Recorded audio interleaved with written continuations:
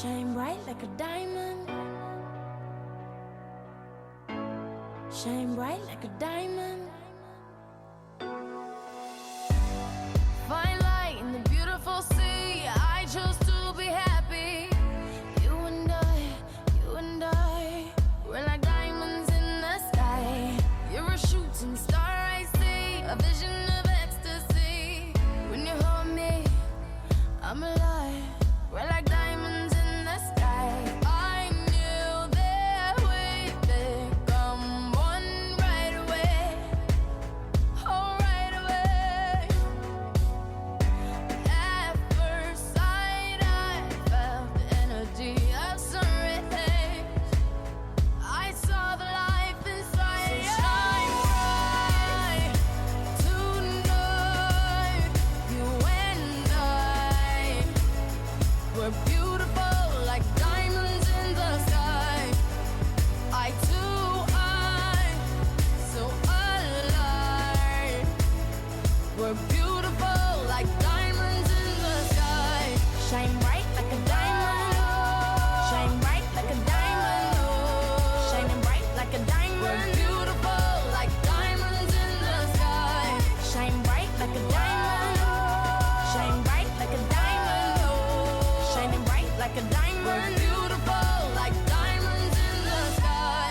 Palms rise to the universe as we moonshine and Mali. Feel the warmth, we'll never die. We're like diamonds in the sky. You're a shooting star, I see, a vision of ecstasy. When you hold me, I'm alive. We're like diamonds in the sky. At first sight, I felt the energy of sun rays. I saw the life inside you. Shine bright tonight. You and I, we're beautiful like diamonds in the sky. I too, so alive. We're beautiful like diamonds in the sky. Shine bright like a diamond. Shine bright like a diamond. Shining bright like a diamond. We're beautiful like diamonds in the sky. Shine bright like a diamond.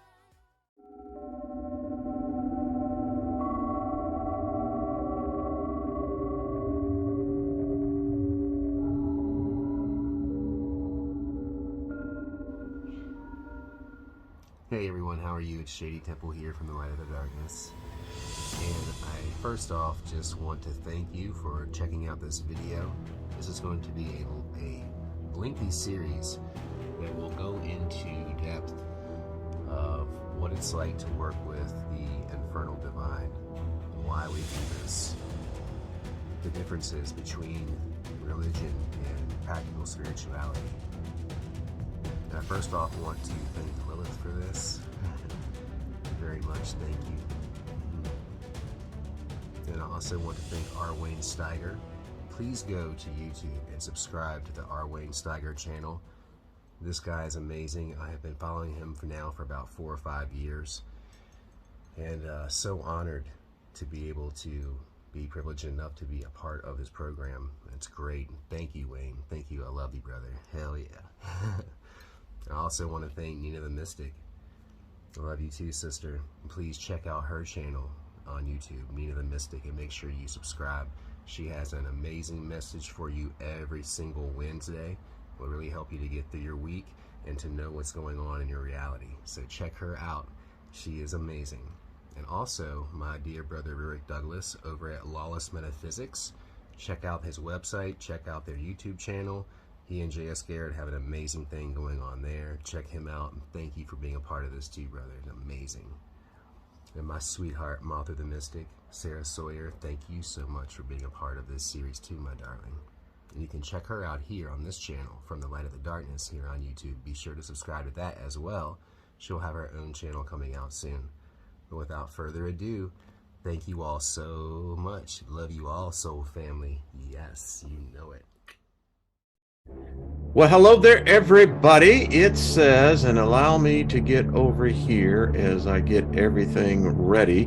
We're live, and indeed we are. So, welcome, everybody. It is Hump Day, Wednesday, and we give you thanks for being here. Thank you for sharing in this journey and your energy. And hey, you're welcome amongst friends. So, I speak favor over us every day because for myself, when 1,000 people hear this, that's 1,000 times multiplied. So yeah, anyway, nothing missing, nothing broken. And hey, be of service to others. And when it's your time, there'll be someone there to help carry the water, as they would say. So welcome everybody in the chat room. Hello, Chloe and Deborah Sloan, DC, Jules, Indigo Alien, how you doing? Lori, Genetically Modified Janet, how you doing?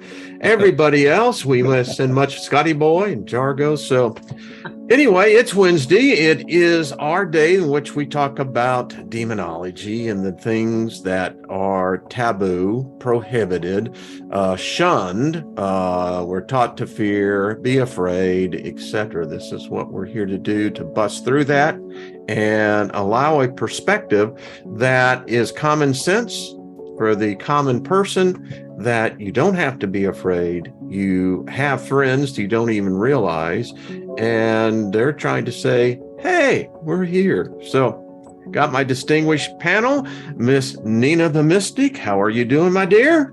I'm doing excellent. How you doing, Wayne? Doing exceptionally well, and I'll let everyone know, Nina is a grandmother. I mean, we've got youth here. That's all I got to say. I mean, we got youth. I'm just telling you, baby. So, by the way, congratulations and great news on that, Nina. It's a joy, isn't it? Yeah, it is. It's a real joy. Yeah. So, well, again, you, as Rod Stewart would say, you wear it well. So, yeah.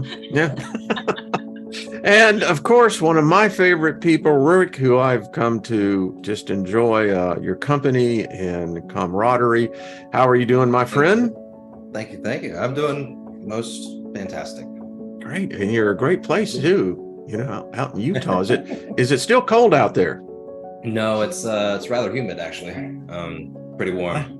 Yeah. That is really unusual. I don't usually associate Utah, although it is beautiful country out there. There's no doubt about it. Yes, it is. Here's a true story. So back in the day when, I was doing presentations at investment conferences, was chosen to present in Salt Lake City. Oh, wow. And when I got there, we were in a building. I met this guy. He was an attorney. Actually, they owned the building, investment firm.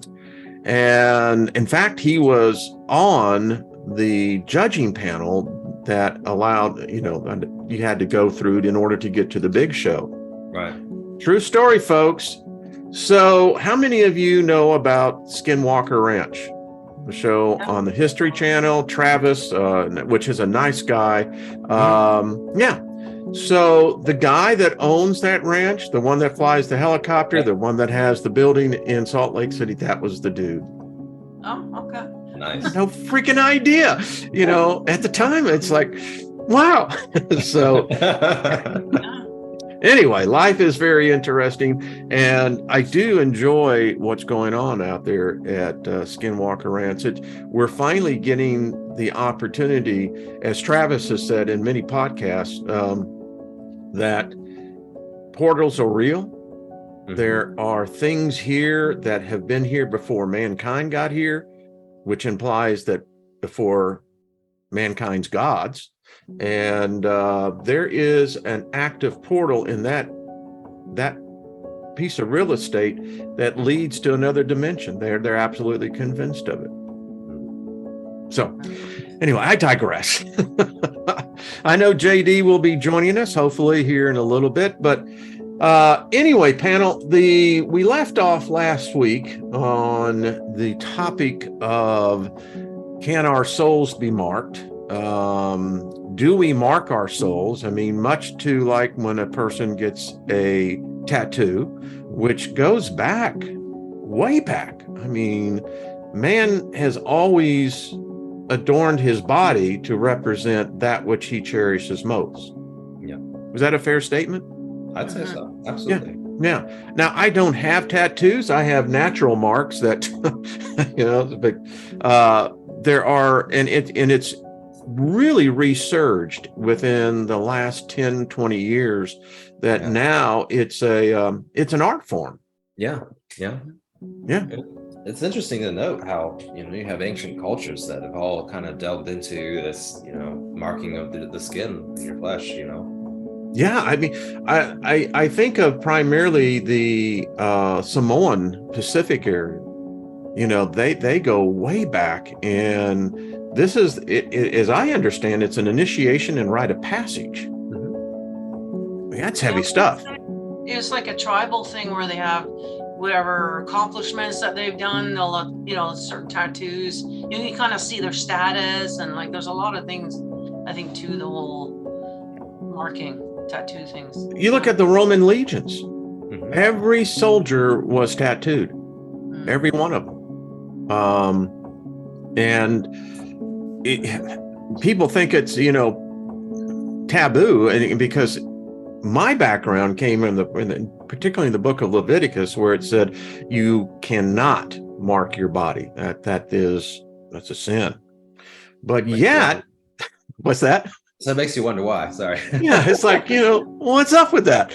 But that's what they did back then. I mean, they really did. That's how you marked someone. That's how you knew. Yeah. It's amazing. Now, Nina, do you have any tattoos? I do. I got one around my leg. Okay. Yeah, that's it though. Yeah. Did it hurt? A little bit, but you kind of relax into the pain, and I almost fell asleep actually. But well, that's kind of cool. You got to get into meditative states, when you're doing that. Not think about it, and then you just kind of, yeah. It's amazing what you can do. Well, once you've given birth a couple of times, a little tattooing. What's a tattoo to that? Precisely. I mean, it's like, yeah. Well, that's where us men, we're not the strongest of the species. I don't care what anyone said. I've challenged every man who thinks he's really macho and what have you will give birth. Make you want to cry mama. Yeah. I love that.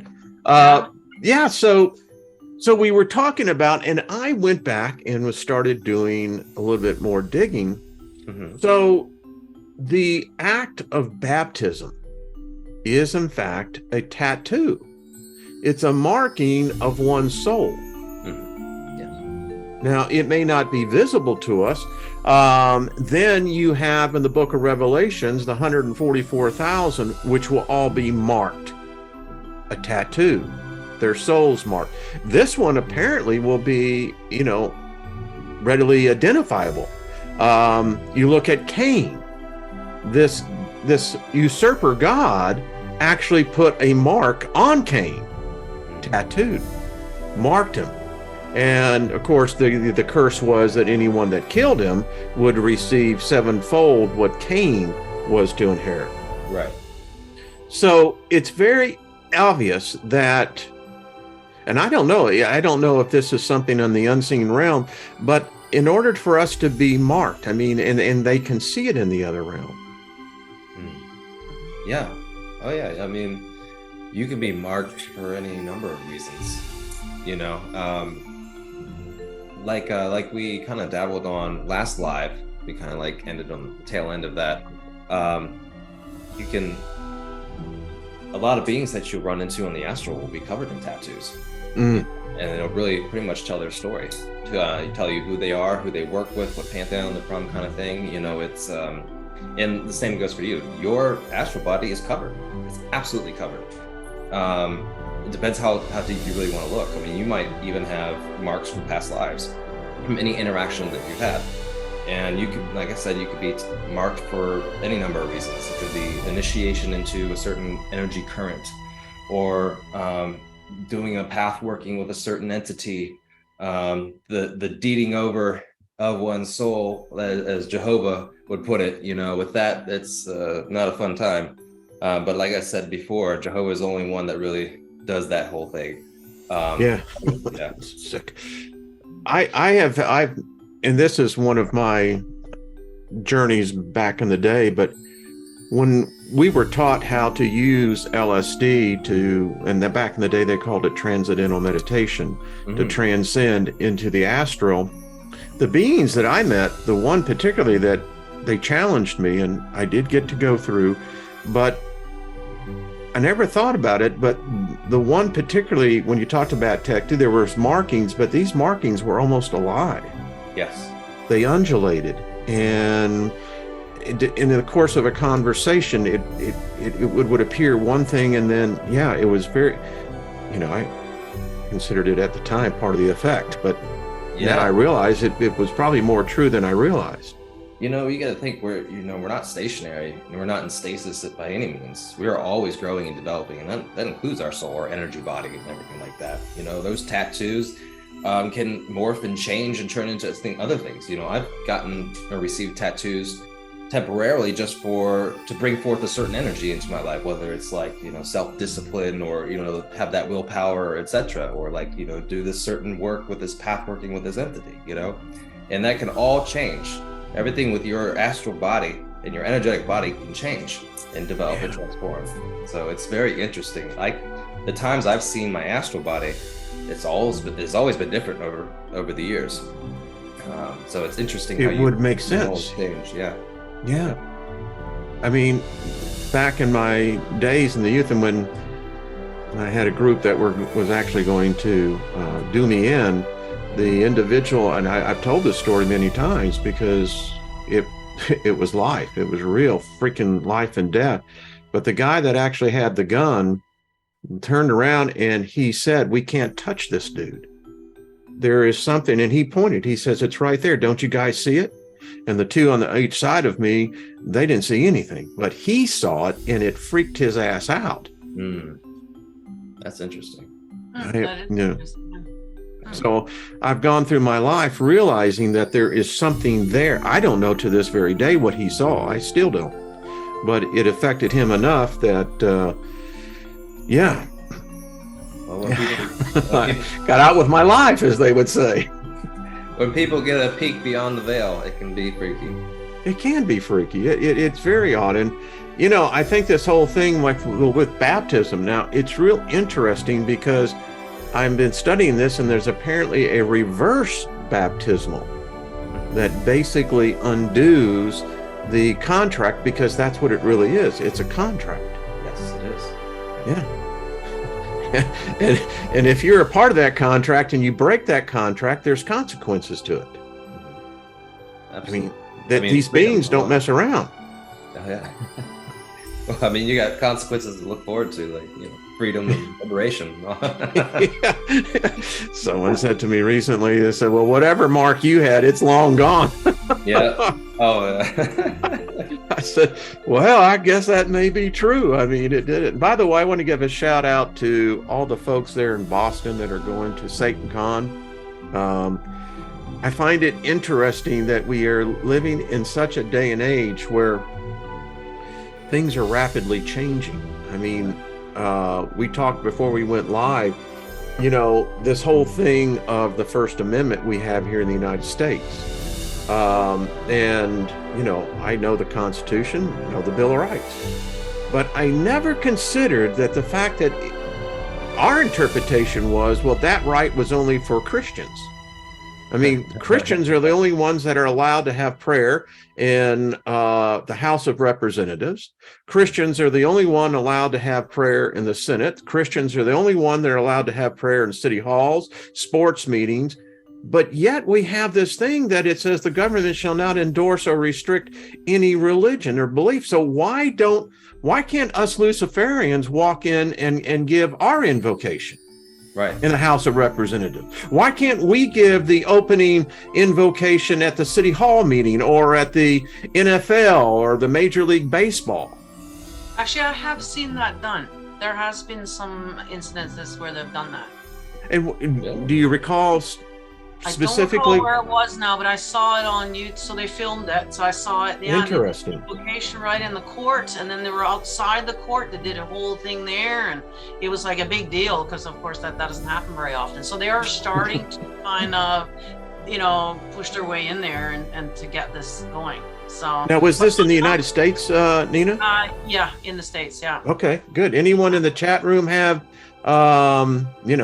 Here we go, Wayne. Just kick it off. Hey, they gave me this torch and said, "Hey, light it." So just we bust did. on the door and go, "Hail Satan!" That's exactly what people think too. It's like, "Hail Satan, hail!" Go. Oh yeah. You can't do that. I dare you to go into the church on Sunday morning and do that. Michelle says, "You're a Luciferian. We never heard you say that." Well, it's by definition, by the actions, is if you look at what they classify a Luciferian as, and I did that show 2 weeks ago specifically so everyone could have an understanding when you hear this term. I mean, am I like a card carrying? No. It's more of a philosophical agreement. Right. And that's how I look at it, because I resonate with that. Right. Exactly what Luciferians do. They're not here. They're not the bad guy. They're not the one causing all the woe of the world. They're not the one bringing this ushering in that's coming in. This is not Lucifer. This is not associated with this. This is a religion that has been in play for millennia, folks. And you're reaping exactly what we have sown as a nation. I'm so fed up with where I live. They're blaming the woes of the world, the United States government, all on the devil. Of course. But the devil's never been on the ballot. Right. Exactly. And then they use it for a catch-all phrase. What devil? They won't use the word, and it's very interesting because none of the people where I live in this part of the country, they won't use the word Lucifer. Yep. Not coming across their lips. It's the devil. It's the demons. Yeah. Let's just generalize it all. We're gonna have something for somebody to blame things on. It's always been that way, right? As humans, we always got to find something or somebody, right? And that's been the devil's been sort of the thing that we've been using in the last 2,000 years, right? Because nobody wants to take responsibility for themselves, No, can't do that. No, can't do that. So, yeah. It's interesting to note. I mean, just beware what works in the shadows.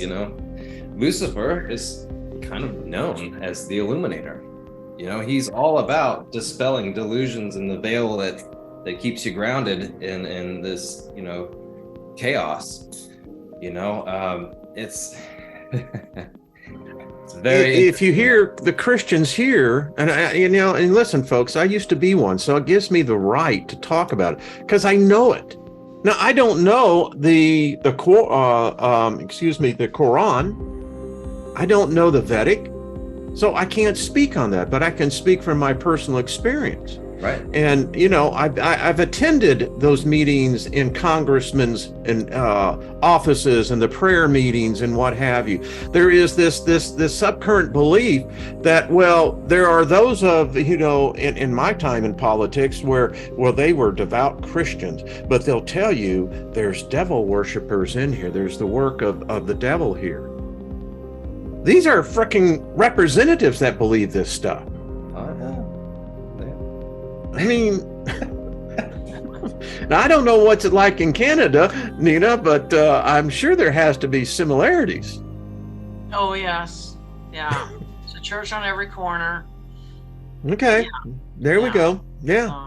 And don't get me started on the oh man, I had another run-in. So we knew a very well-known televangelist who got a new jet, $23 million. Wow. Because Jesus has been very good to him. Very good to him, yeah. and I'm thinking, well, you son of a bitch. So you think God wants to give you this $25 million jet because you're so goddamn righteous, but yet you steal from the very people. You are the pit of vipers that sit in the pulpit. You're the ones that steal. You're the ones that give Lucifer the bad name because your actions are exactly what you're saying that you're against. You rob, you steal, you take the food off people's table because this God demands that you pay a tax before you can come before. I mean, I'll get off my rant. Sorry, you two. Yeah, I know. It Like just- if they were like Christian, you know, and good upstanding Christian folk, wouldn't they take that 23 million and spend it on the homeless? Like, Well, why wouldn't exactly? You know, could go and into a like- city. I mean, You yeah. think about it, $23 million. So let's just take the average cost of $250,000 for a home. You could actually do it for $100,000. So if I got the math right, that would be 230 homes that you could build, and make a difference in a community. Yeah.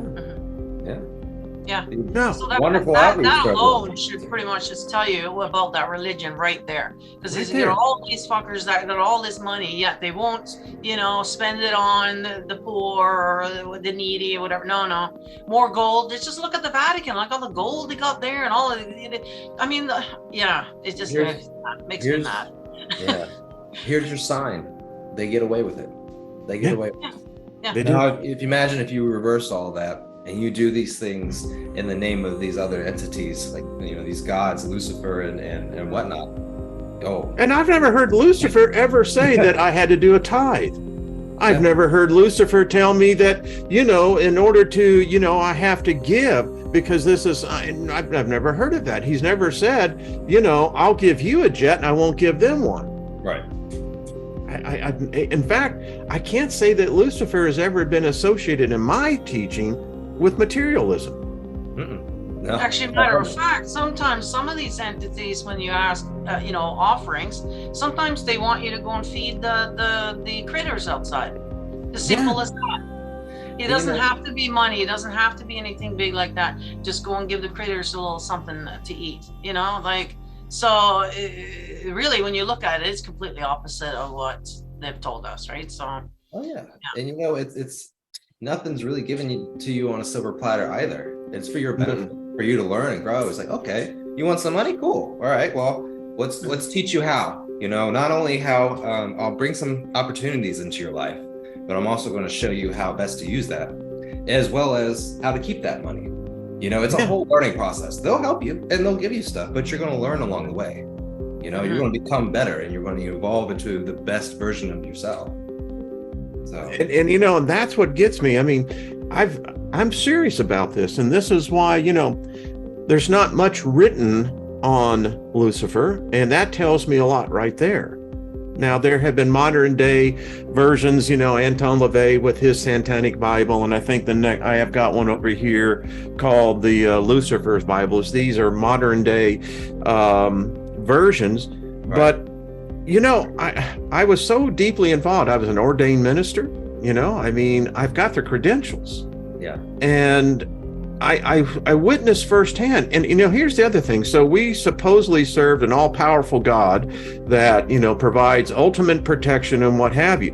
But in these very churches, you've got security now. You've got guys that carry full autos. Wow. Now, wait a minute. I thought that and listen, I lived in Colorado when the massacre took place there in Colorado Springs. You know, it's just bizarre. And who got the blame for that? Satan. It was the devil that entered into this individual. Right. Well, where was this God at? I mean, and then the elitism. So, yeah, I you know, when I look at this, you know, I pretty much dedicated my life to saying, all right, I was involved with a really bad wrong. Yeah. And it is. I was an elitist. because God blessed me. I got to fly first class, while the rest of you assholes had to go back in the cattle section. Why? Because I have God's favor on my life. You know, he's elevated me and allowed, you know, that is a sick attitude. You know what I'm saying? Yeah. Yeah. I mean, and then if you carry that over into the ethereal realm, holy shit. You know, when you're in it, you believe all sorts of stuff. You believe all sorts of stuff, and you really allow it to be just so ingrained in you. And you know that famous saying, you know, if it's not of God, it's of the devil, right? So anything that you're uncomfortable with, anything that you know makes you pause and think, oh, you know, that's the devil. That's, you know, I'm being tricked here, or I'm being led astray, or deceived. You know, exactly. And you know what? And it just takes away your own discernment and understanding. Before I came to this path, man, I would watch these like testimonials, like Christian testimonials, right? And they're like, oh, how they, you know, the devil had the hands on them and all this other stuff. And man, I ate it all up. But now, seeing that stuff now, I'm like, wow, like these people are just straight up making up shit, you know? It's a boast fest. It's bragging. I used to be this. I used to be so cool. I used to be so simple. But then I found Jesus. You know, it's like, I'm like, wow, how sick. But, you know, people don't know any better. They eat it up. They're like, oh, thank goodness. Oh, wow. You know, God's really done the number to help you. You know, it's wow. No, but I wouldn't know that if I didn't. It's a way of getting attention too, right? Because or, you know, so that you, a place where you belong. All of a sudden, oh, people will welcome you in there now because you're all, you know, so it's a play, like really, right? It's, well, you know, it is a play. There's mental illness as well on top of that, right? So and you know, go ahead. I would say it's also about, you know, not taking accountability for your stuff. You know, it's like, because the devil made me do it. It's the devil's fault. Right. Yeah. How about you're just a shitty person there, Jake? and you need to get your shit together. That was one thing that kind of pissed me off, actually. It's like, so you can go out and kill, like, be a mass murderer and whatever, then all of a sudden ask for forgiveness. Now all of a sudden everything's all good now. That you know, to me, it was like, what? Like, that doesn't seem right to me. Another point. I don't know. Another point that you just there, Wayne, you just talked about, I'm losing my train of thought here. It's like how interesting it is that when you have like these mass shootings or like some kind of massacre, you know, in the name of Jehovah or whatever, no one blames the religion. Something else. Now, and then you take people who like do horrible things in the name of Satan and whatever, and they're like, wow, you know, we told you. We told you. Yeah. And like, well, look at where they're at now. I mean, you, like I said before, you do stuff in the name of some of these entities, you'll get your ass handed to you, you know? Well, and then go ahead, hon. It's kind of funny with this woke movement that we got going now, right? You know, the last, I don't know if it was the last shooting, the last one I remember hearing about, it was actually a transgender woman that did it. But yet, we're not going to mention that in the headlines at all, right? Oh, no. And the Christian community will tell you that she was a lost soul. I mean, it's like I read on the Satan Con, a woman who is a part of an organization down in Atlanta, Intercessor Prayer Warriors. And she said, well, I prayed to God about this and didn't hear anything. So then I decided that, well, what we need to do is repent before God and then go to this Satan Con thing, because these are lost souls and we're going to be the intercessory prayer warriors to win them back. Right. Yep. I told Lynn, I said, honey, you see what they just said? I said, this is about souls. This is like being traded on a stock exchange. Well, Nina's stock went up 4 points because, you know, and so now. That's another thing that I didn't like too. It's like, oh, so you're just doing these things so that you can get brownie points in heaven. You're not doing these things because you want to be nice to that person. No, you're just, and that was another thing that irked me about the whole thing too. Well, and the other thing I heard, in fact, we preached this, that, well, if you're not seeing the best of what God has to, what he's promised and offered, it's because you lack faith. Right. Right. Exactly. Put the blame back on you. Yeah. Take it off It's of them. not God's fault. It's your No. fault. Let's Yeah. gaslight. Yeah. I'm like, well, wait a That's minute. exactly I mean, what it is. I'm confused here. The Yeah. cat said that, you know, I'm supposed to love, I'm not supposed to covet, I'm not supposed to kill. But he does Exactly that. what he does. Yeah. And then Yeah. you're telling me that it's Satan's fault or it's Lucifer's fault. And I can see Lucifer in my mind's eye going, what? What? You know, again, it's this media, you know, it's everyone else's fault. And I'm telling you, we're going to hear more of it because the United States is in a state of change. Right. Governments are changing, attitudes, perceptions, beliefs, and the old guard is digging in. This is what was prophesied in the Bible. This is all coming to pass. Can't you see this? Yeah. And there's the rest of us going, well, so you have no accountability of this? Wait a minute. I didn't say Lucifer voting, you know? Yeah. You used to have this thing with the moral majority. Yeah. What? Who's defining the morals here? And now, the Right. ones that are defining the morals are the ones that are fornicating, having adultery, you know, stealing, coveting, and all the rest of this. Yep. Yep.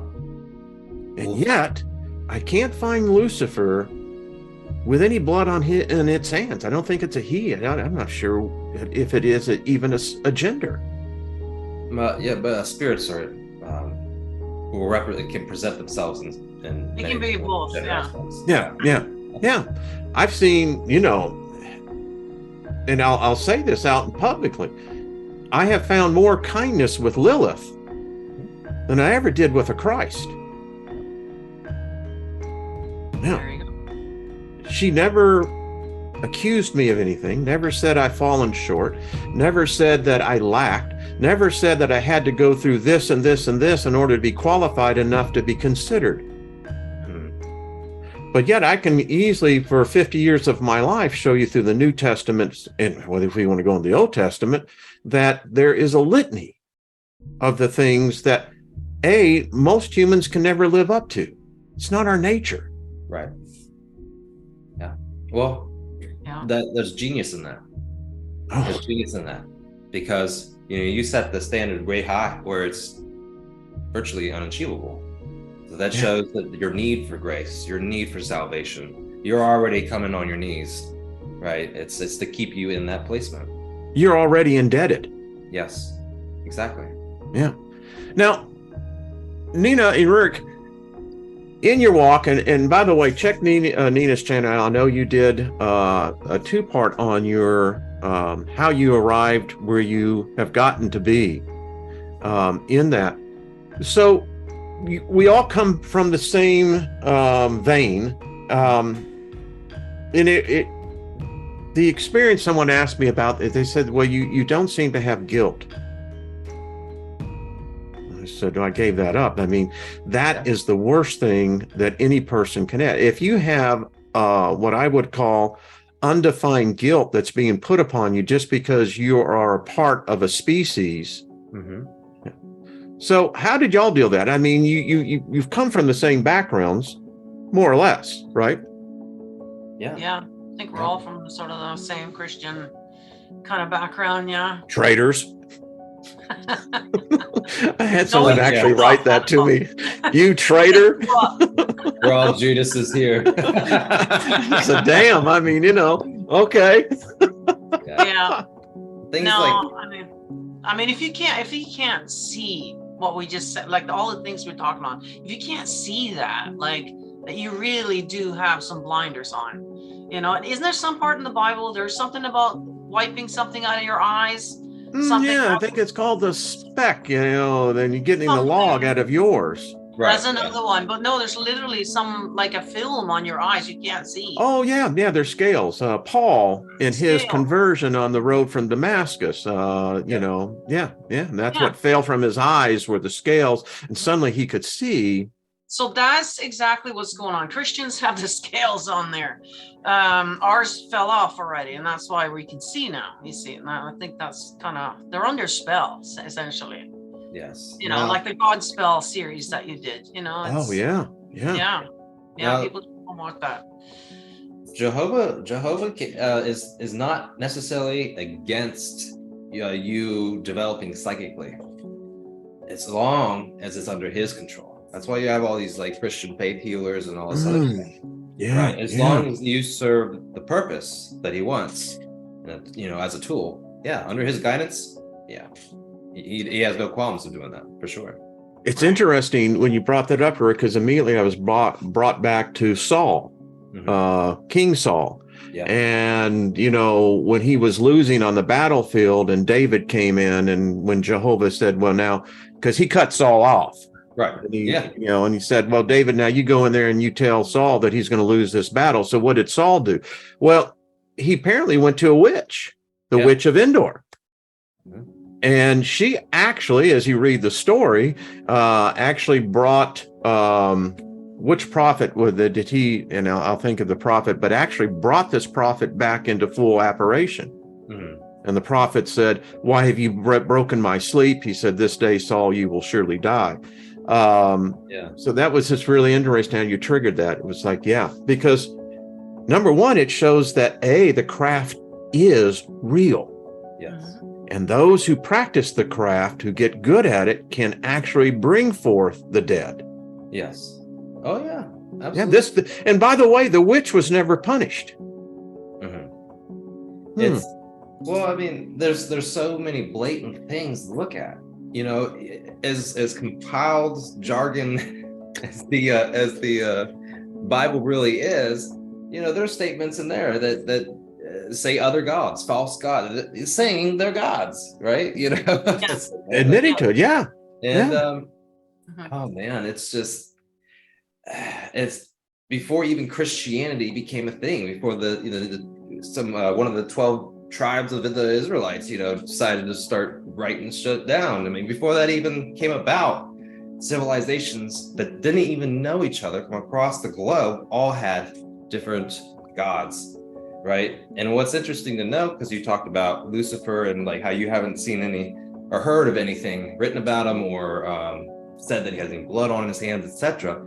You know, a lot of these entities have several different names, and they're known by many different names all throughout history. But it's interesting to know, if you ever took the time to look at all the different gods in these different cultures, and you line them all up, they all seem to have some similarities. Like, wow, this one sounds a lot like this one. You know, it's very interesting. It's very ancient, very ancient. They've been around for a long, long time.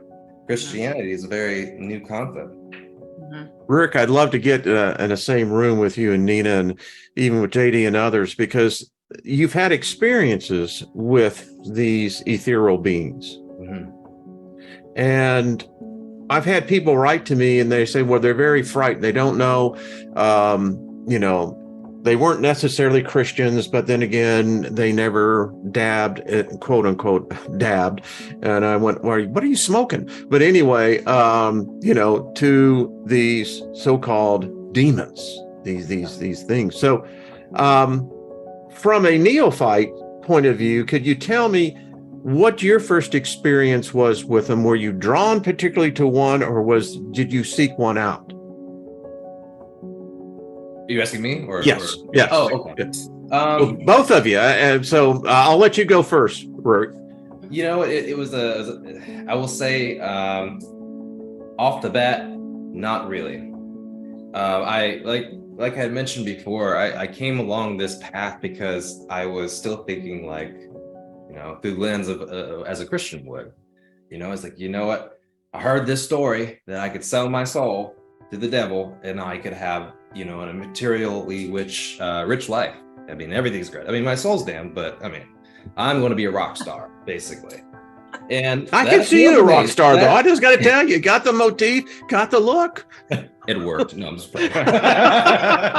No, But yeah, it was like, I'll think of the consequences later. Like, that was my idea. And so I hit the internet and was like, how am I going to sell my soul? And to my surprise, there's a lot of information out there about it, even though that's not a thing. It's hilarious. But man, I did everything I could think of.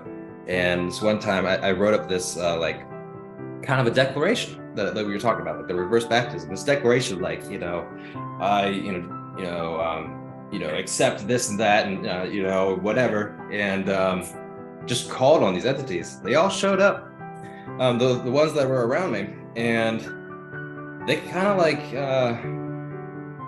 the way I felt in their presence. It was a giant shift. Here I thought I was doing something sinister, and I was waiting for this evilness to just protrude from the room around me. Instead, I got love and compassion, and just felt like a little child. And wow. They were like, you know what? That's not real. That's not a thing. You can't sell your soul. But we are glad that you're finally acknowledging our presence. And so that's what it started, because I'm like, wow, then it's just not what you would think. So I'm like, okay, well, that's kind of wrong. What else is? What's really true? Right? And you go through, as you open yourself up to not only the idea that there's this giant spirit realm and everything else that the Bible will tell you is not true, like that there's ghosts and stuff. People can't wrap their mind around that there's ghosts, right? As you go along, it just it changes your perception of everything, and the more you start to peel back that psychic filter, like I was talking about the other day, and you start to see all the entities that have been around you even since you were born. Your soul knows and recognizes that energy, and it feels like home. And you will come across entities later in your path that will show you the times that they've been with you. And it's very interesting. In times of hardship and stuff that, times they've comforted you, and you realize, like, wow, that was them. You could feel their energy. It's crazy. And they're all there for what purpose? To help you grow. It's not like, give me your soul and we're gonna give you power and all this. No, it's like, okay, let's get to work. We love you, you're great, but you could be better. It's time, let's get to work. And so that was not at all what I ever thought would be possible. That's not at all what's ever being preached and shouted at the hilltops. So, what am I to do but to dive in and find out what the truth really is? And like we said in the last, podcast, there is a difference between learning to look through truth versus faith. And that it makes the world of difference. So that's why I like being on, things like this, doing what I do, because I want people to start thinking outside the box, outside whatever you've been taught. Find the answers for yourself. Make an informed decision only when you have all the facts. So. I appreciate you both, and JD as well, because I look at y'all as guides. And when you look at for humanity's sake, your personal experience speaks more to me personally than I could ever read from a book. Well, yeah, for sure, I could see that. You're human too, man. We're not perfect, but we're striving to be. We're striving to get better. Like, I know you guys probably saw me last couple of lives, but I was smoking I've been smoking my whole life, and I've been smoking a lot. I had to quit, because it's a vice. It's something that, had control over my life. So how am I to receive power or be given some power if I can't even control my own life? See, this is the development process. This is like, we need to get you better, So it's incremental. We're not perfect, but man, we are on the path of self-awareness. We're trying to look at the things that, don't belong, the things that don't serve us, and really taking that big, deep dive into your own psyche. You talked about earlier about like guilt and shame and how you let that all go. So there is our soul is very complex, as singular as we think we are, we're actually very multifaceted. We have many different aspects and facets to our soul, one of which is called the shadow. Now, I know that is a very Jungian concept, but I assure you it's a very real thing.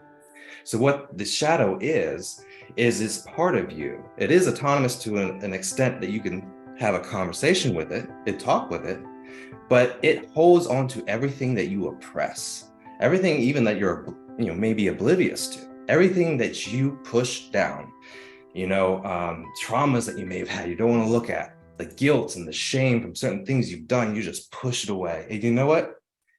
You have to work on it.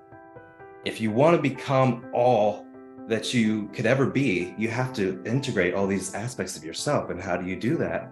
You have to work for those traumas, those things that you push down and you refuse to look at. You got to, because either you can become friends with your shadow, or you and it can take turns dominating one another. Ooh. And it will eat you alive. So you have to learn to process things, process your emotions, process all the traumas that you've gone through in your life, because that not only helps you integrate different parts of yourself, but it helps you process things in the future that come along. It's therapy times 1,000 is basically what I could say. Being on this path, if you're willing to face yourself, you can move mountains. There is an accountability I found. I mean, I look back at my life, and the upbringing that I went through was that you'd have this guilt. I made a decision 20 years ago, and it had, very bad consequences and effect. But within the last, decade, particularly within the last 5 years, I look at myself now, and this is what I tell self. Yeah. You'd have done it the same way over and over again. It was a decision that was made. Accept it and quit with this thing going, well, if I only had done. Yes. I mean, that is a spiral down into the depths of hell itself, of depression. Yeah. Shame and guilt. Don't look at it. Oh, Jesus washed my sins away. I don't have to look at it. I don't have to do this. It's building up. Every desire you have, there's shame attributed to it, and guilt because you even thought a certain way, etc. I mean, it just gangs up on you and it paralyzes you. It keeps you in this box that you keep making smaller and smaller and smaller. So yeah, oh man, it's liberating, and it's for more ways than one, to be able to just say enough is enough. I want to know the truth. I'm tired of being told what it is. I don't care if I grew up knowing this. What is truth?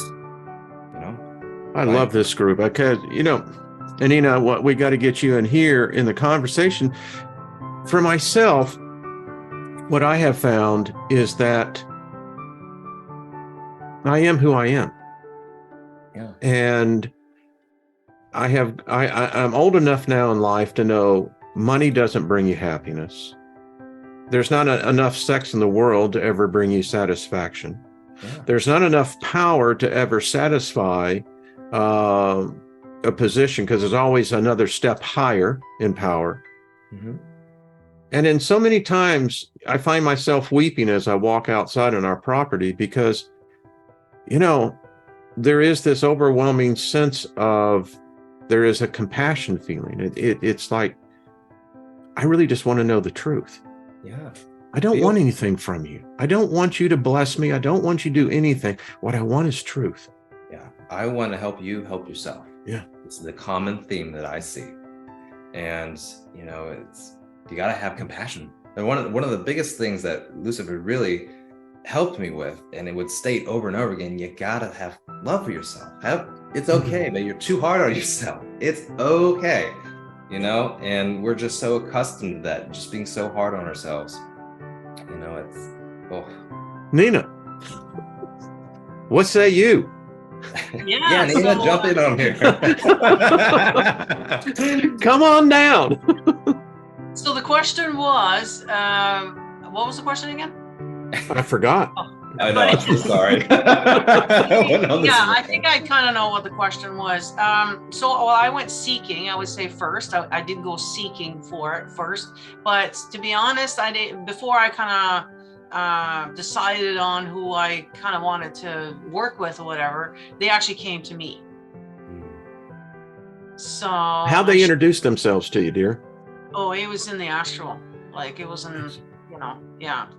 So I'm going to be doing an upcoming episode on my personal experience series there with that, especially because I had a Zazzle. It's quite profound. So I want to wait for that to tell you all the details. But it was quite the experience. Yeah. Were you frightened at first? No. So Excellent. I twice now I've had Zazzle and Lucifer come to me, and they both came to me in their scary form at first. And I do believe that's a bit of a test, if you will, to see what you're made of, and so I passed them both times. And then once you do that, once you overcome that fear, you're not fearful of them, they kind of morph into their normal kind of way that they look. And yeah. The one told me when I said, "You're pretty ugly," and they said, "You ought to see you, how you look to us." What? Why? What do you mean? But that test thing that Nina said is very accurate. That's very accurate. It's like they're investing their time into you. So, is it going to be worth it? Are you going to scare away because your preconceptions of what they're going to look like, and they may morph into that just to see you? Are you serious? Are you serious about learning what else is out there, or are you going to just run back to whatever you were indoctrinated by? Exactly. That happened. Yeah. Mm-hmm. So, Nina, I'm curious, and I don't want to take any away from the upcoming show, but it's always nice to give a teaser. At least that's how it worked. But anyway, so Anzel, is that right? Azel? Zazzle. Azazel. So, and taking Ruric, what you said, there's an investment here. It's an investment from the individuals, investment from the spiritual energy. Why that one particularly? Have you come to? Was it something that he saw all your life? I mean, I believe that there are those spirit beings that are assigned to us when we come into this realm, and though they may never manifest, they're there. Is that kind of the relationship? Yeah, I think, that they're not going to come unless you're ready, unless you want to, kind of thing, So like I said, I was already kind of, dabbling in there and seeking and asking and, so yeah, I don't think they're just going to out of the blue all of a sudden show up if you have no interest in them at all. No, and I do believe too, like Ruric was saying, we've probably worked with these guys like past lives, and it's always been there. We just didn't know it. You come in here with amnesia, we don't remember anything, and just fall for the indoctrination, of course. I mean, we're just human, right? But they're waiting. They're patiently waiting. It may not be this lifetime. You might have to wait for the next one or whoever, but they're patiently waiting for us, right? And they know when you're ready, so. I have sensed that there has to be at least the makings of trust. I mean, I wouldn't marry someone who I distrusted or I didn't believe in what they say to me. It's an intimacy that is, and it's as I was telling Lynn, I said, the intimacy is that you're kind of just, you open yourself to say, this is who and what I am. Not perfect. I'm not ashamed of the things I've done in the past. It's just who and what I am. And you know what? I like friends. I have friends in this realm, but I also know that the next realm is fastly coming. And these beings are there. I think I've had the true experience because I got to live this life. They did not. And I don't know. It's something like being at I guess like a reunion party. It's like, man, I've missed you, Ruric. Man, we've known each other for eons. And Nina came across you, that epoch ago. And and it's like you just want to give everybody a hug, maybe shed a few tears, maybe smile. And these beings, I sense, are very much in the same way. Oh yeah, like I said, your soul remembers. And it is very much like that. I know I've been on been exploring in the astral with some of these entities, and then they're showing me how to get to one place to another through different realms. And you come across this realm that is just so gorgeous, and you can't even put it into words. You just, the emotion that comes over you, you've been there before. That familiarity, right? It's just like, it almost takes you to tears just because you've been there before. Or you stumbled into a realm and you met another entity that brings that out in you, and just like all of a sudden you're just so homesick, and you're like, what is this? You know? Or you've met an entity that tells you like how long you've really known each other, and deeply you absolutely know. Like, you know, Thoth, for example. Thoth, I'm not sure if I mentioned this yet in one of these lives, but when I went to visit Thoth, you know, he came up to me and smiled and was holding this scroll in his hand, and he was telling me that I had no problem crossing over every time I would die, and I would always pop in to come see him, and that I would always ask for his advice when writing up my next plan for the next life that I want to have to live. And he was holding one of the scroll for this very life that he helped me with, and had my signature, showed it to me, and just the interaction we had, I could feel it. It was just that bro energy, that like, I can't believe like we really have that connection.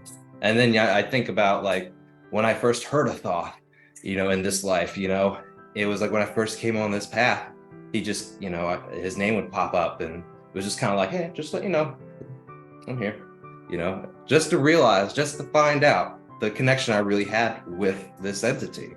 And it's all like that. As you know, traverse this path, is really just the peeling back of layers and remembrance of who you are, coming back to yourself, understanding and seeing like the lives you've lived and the beings you've come to know. It's very interesting. And This conversation is such, there's an anointing here. There is a feeling, maybe it's just me, but there is this overwhelming sense of peace, compassion, and serenity. It's very magical here at this moment. Maybe it's just me, but you know, I'm digging it.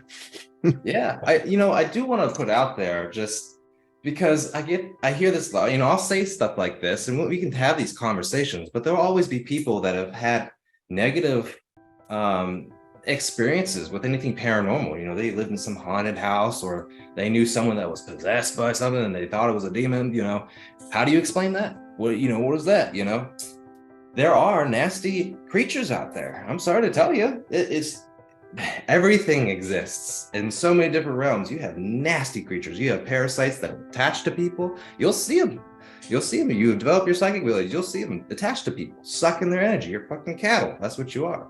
You know, and yeah, there are some nasty things out there, but doesn't mean they're demons. You need to know what the reality is, who these spirits are, the different species that exist.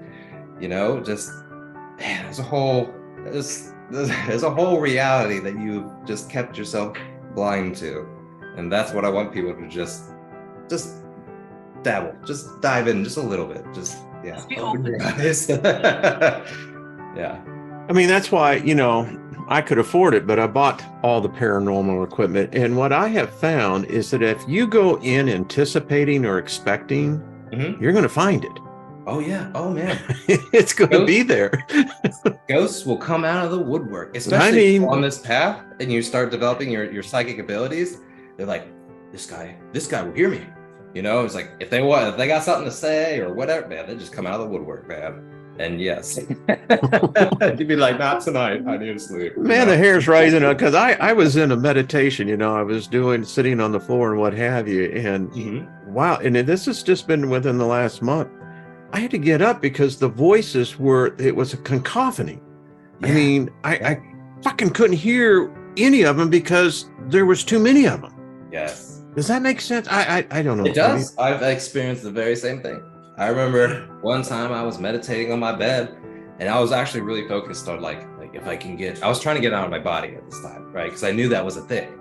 And so I was like, if I get really deep into meditation, it'll happen, you know? So I thought, so I'm just, you know, just relaxing. And then all of a sudden it was like this shift happened. and it was like I was in a crowded mess hall or something. There's just so many voices going on and everything. I'm like, and I'm listening in to some of these conversations, and there's this dude with a British accent and this other thing, you know, you're like, what is going on here? And then you're like, I think I can hear you, and then all of a sudden, quiet. And then they're like, hey, he's, you know, they're talking about me too, like, you know, this guy sitting on his bed and whatever. It's like, it's hilarious, but yeah. I swear, I mean, I was back transported into time. I was back at this pizzeria underneath the MetLife building down in New York, in Manhattan. And the freaking ceilings are these concave ceilings, and you can't hear shit in there. I mean, you know, everybody's talking, and it's just, you know, yeah. Nina, you were smiling. What were you smiling about, dear? I was just what he was just saying in there. Yeah, that, and I hope that people don't get you know, freaked out hearing that, thinking that, oh, you get all these ghosts watching me all the time, you know. But guess what? They will be. Everyone who's listening to this, you're going to die. Just accept it. You're going to put this body down. Now the question is, where are you going to end up? Yeah, see, that's a big one that they will always hold over you, or they being like Christians and stuff like that. Right? Yeah. That's why I encourage people, get out of your body, because yes, that's a thing. That's a thing.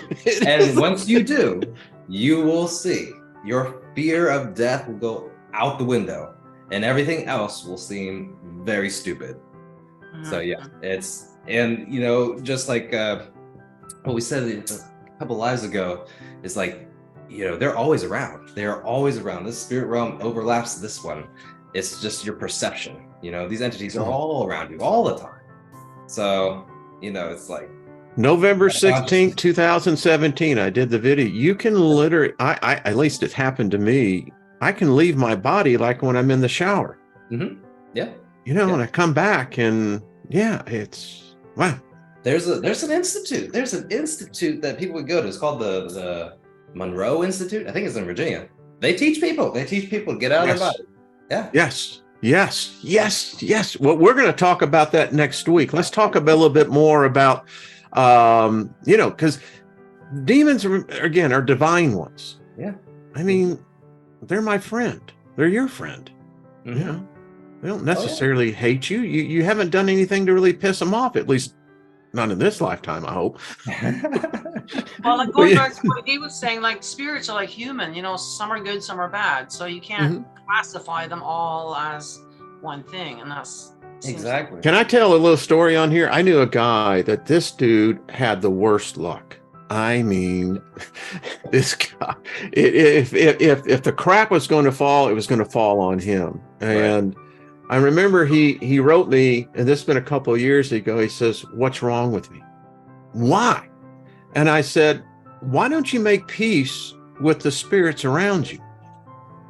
And he says, how do I make peace with that? And I said, well, sometimes just simply saying, I'm sorry. You know, I didn't mean to piss you guys off. Right. I said, they're not terrible beings. He went a step further. He took the favor ritual and he wrote this thing out, and he says, I'm sorry for anything I've done in this life, past lifetimes. I'd like to, you know, start anew. Anyway, he writes me back a couple of months and he says, it's a new world for me. Well, there you go. Yeah. He said he got a promotion at his job, got a new car, found a new girlfriend. I mean, yeah. And he said it wasn't that hard. Yeah. There you go. Just speak it out loud. There you go. That's Well, I appreciate you two so much. Thank you. I mean, this is encouraging. I mean, this is what I used to teach motivation to sales executives. This I would incorporate into my sales training, because this allows an individual to take that step out into the wild side and just experience. There is a lot of goodness. Yeah. Oh yeah. Yeah. Absolutely. Wow. Man, I so dig y'all. So dig. I know, Nina, you have your show this evening, right? Yeah, 6 o'clock Pacific time zone. Come on over and get a free message from spirits. I bet that guy, I think they're going to be talking. And Ruric, I tell you, you and I are brothers from a different mother. I mean, you know, that's all I got to say is that you are a part. There's a kinship, and I just appreciate your energy and the fact that you come on, and I know it takes time, but I really do appreciate that. It's not wasted. I appreciate you, sir. Absolutely. Yeah. All right, everybody.